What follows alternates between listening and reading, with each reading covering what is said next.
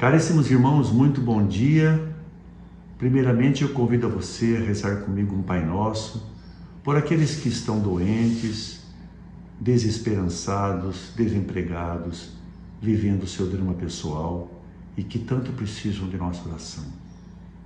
Pai nosso, que estais no céu, santificado seja o vosso nome, venha a nós o vosso reino, seja feita a vossa vontade, assim na terra como no céu. O pão nosso de cada dia nos dai hoje, perdoai as nossas ofensas, assim como nós perdoamos a quem nos tem ofendido, e não nos deixei cair em tentação, mas livrai-nos do mal. Amém. Em nome do Pai, do Filho e do Espírito Santo. Amém. E eu vou começar citando aqui uma máxima, um ditado, que serve muito bem até nos dias de hoje, que diz assim: santo de casa não faz milagre. E a gente pode se referir àquela pessoa que viveu em nossa cidade, perto da gente, e que a gente não dava muita atenção, nem muito valor, e que de repente desaparece, vai embora, e depois de alguns anos você ouve dizer que ele tornou-se um grande escritor, um grande cientista, uma pessoa bem-sucedida na vida, um empresário, enfim, não importa. Mas onde ele morava, ele não tinha muito valor. O Evangelho de hoje tem muito a ver com isso e nós vamos falar dele já já. Antes, porém, eu quero falar sobre Brás de Sebaste. É a personagem do cristianismo da qual falamos hoje e celebramos a sua memória. Hoje é dia 3 de fevereiro de 2021. Brás de Sebaste nasceu na Armênia em 264 e deixou essa vida terrestre no ano de 316. Ele foi um homem de muita fé, um ótimo médico, mas que logo se apercebeu do seu apego ao cristianismo, sendo batizado, tendo sido evangelizado e continuado com sua função de médico, curando em especial aqueles mais pobres. E Brás de Sebaste tinha um desejo, ele não estava satisfeito com o que ele tinha como profissão. Ele achava que deveria se dedicar apenas à fé, ao Evangelho e à vida de Cristo em sua vida. Assim ele se retirou para viver isolado como um eremita aos pés do Monte Argeu, que fica na Turquia. Lá ele vivia em harmonia perfeita com os animais. Conta-se que ele se dava bem com todos os tipos de animais, nem os mais selvagens o maltratavam ou atacavam. E ele vivia em penitência e em oração para que todos nós fôssemos felizes, já que ele era feliz por ter encontrado a Jesus Cristo e passado a segui-lo.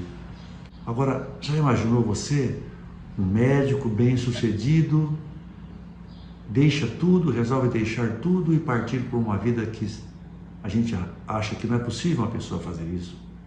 É tratado de louco. Até hoje temos pessoas que abandonam o que estão fazendo e passam a viver uma vida completamente diferente que nós não entendemos.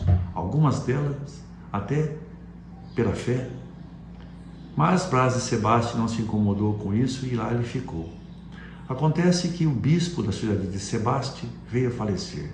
E o povo, que conhecia muito a fama de Brás, foram lá pedir, quase que exigir que ele viesse para ser o pastor daquele rebanho. E ele, a contragosto, foi, estudou, foi ordenado padre e logo depois bispo. Porém, ele criou uma casa episcopal ao lado da gruta onde morou, aos pés do Monte Argeu, e de lá ele governava a igreja. Continuava com a sua função de evangelizar e disseminando a fé cristã. Naquela época, o império era dividido em Oriente e Ocidente. O imperador do Oriente era Licínio e o do Ocidente era Constantino. Este Constantino já havia sido convertido ao cristianismo, porém Licínio ainda não. Eles eram cunhados, mas havia aquela competição entre eles. Licínio, para provocar seu cunhado do Ocidente, mandou prender Brás de Sebaste e passou a exigir que ele renunciasse à fé cristã e se dedicasse apenas aos deuses pagãos que aquela população daquela área seguia. Brás de Sebaste se negou terminantemente, mesmo sob tortura, e ele foi assim decapitado no ano de 316. Antes, porém, ele operou vários milagres, várias curas, em especial a de um menino que havia se engasgado com um espinho de peixe e a mãe o procurou desesperada. Ele apenas olhou para o alto, fez uma oração, tocou a garganta da criança com o sinal da cruz e a criança ficou milagrosamente curada. Por conta disso, Brás de Sebaste, São Brás, como é mais conhecido, é tido como protetor dos animais e também das doenças da garganta.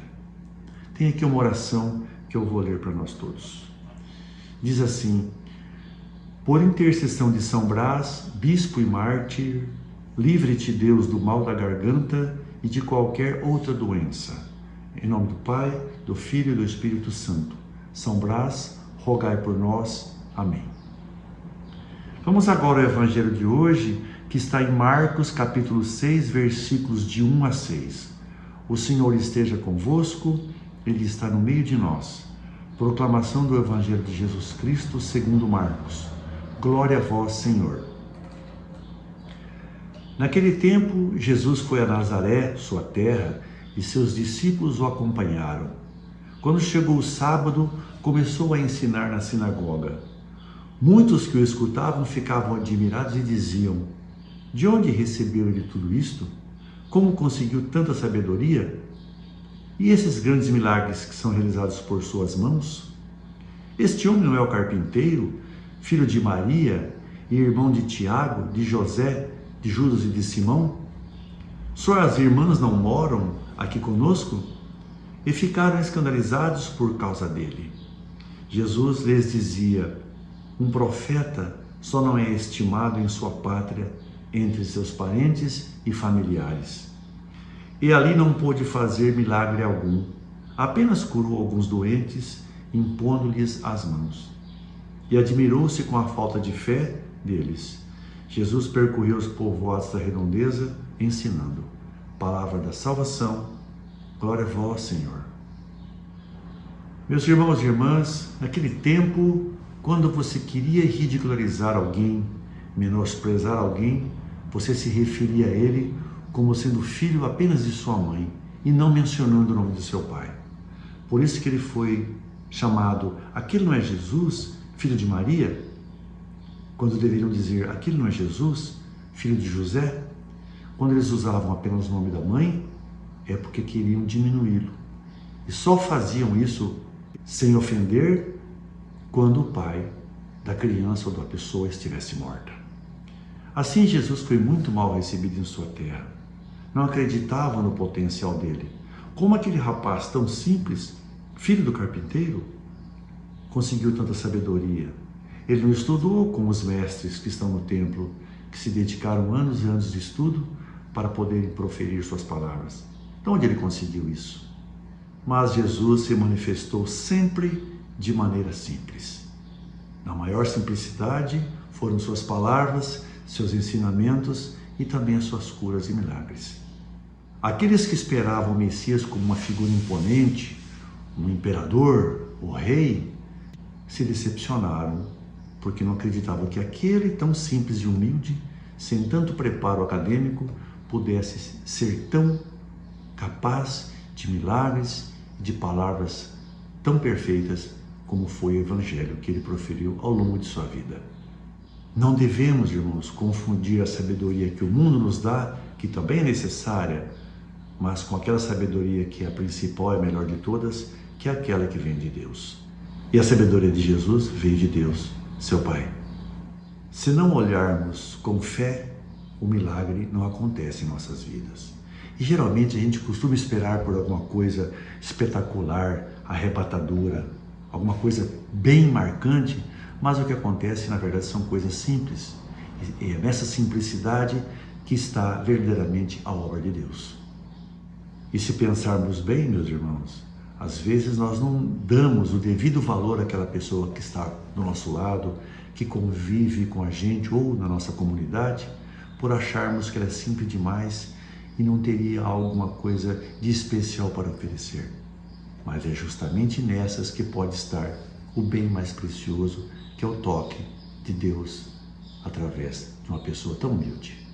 nós procuramos ao longe alguém que pode estar ali do nosso lado. E o que eu acho mais incrível, pelo menos para mim, nos pequenos estudos que eu tenho feito, é que eu tenho percebido que o paralelo que existe da palavra de Deus com as nossas vidas. Tudo aquilo que eu tenho lido, tenho ouvido, eu consigo fazer uma conexão imediata com alguma coisa da minha vida. Eu tenho certeza que você também, com relação à sua. Fica agora a pergunta, e nós? O que temos valorizado mais?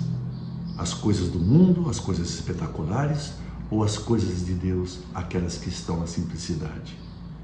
Temos que estar atentos, olhos bem abertos, para perceber que às vezes nas pequenas coisas, nos pequenos gestos e nas pessoas mais simples, está ali o gesto de Deus. Fique na paz de Jesus. Espero que Deus abençoe você e sua semana. Até o nosso próximo encontro, se Deus quiser. Louvado seja nosso Senhor Jesus Cristo, para sempre seja louvado. Fique com o meu abraço.